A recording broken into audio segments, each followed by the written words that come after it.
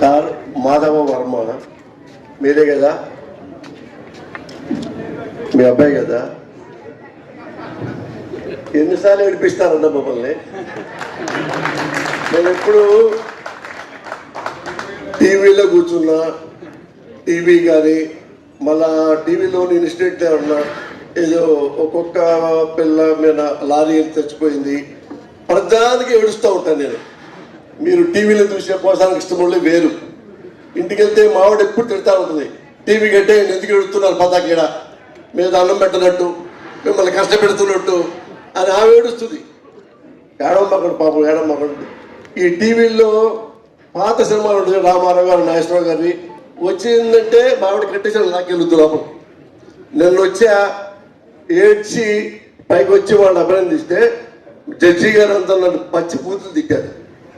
నువ్వు ఎవడక్కడ ఏడవడానికి పైకి వచ్చి ఎందుకు మీరు నువ్వు జడ్జిమెంట్ లాగా ఇస్తున్నారు, మీరు కూర్చోండి పోయి, ఈసారి ఏడవకుండా వస్తాను సార్ కూర్చుంటాను.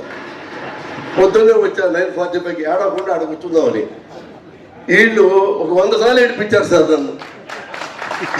మిమ్మల్ని క్షమించకూడదు 100 సార్లు, కానీ జడ్జి గారు నన్ను క్షమించండి, నన్ను గెట్అవుట్ అన్నా కానీ నేను ఉండలేకపోతాను.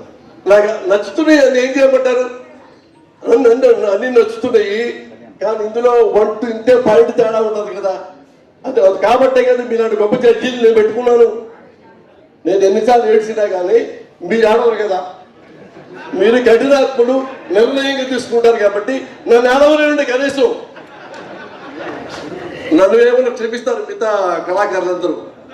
అన్నా ఇలాంటి ఇలాంటి రాజకుమారుడు ప్రస్తుత భారతదేశ రాజకీయాల్లో అన్ని రాష్ట్రాల్లో అన్ని రాజకీయాల కుటుంబాల్లో ఇలాంటి అయ్యా కొడుకుంటే పని ఉంటుంది సార్.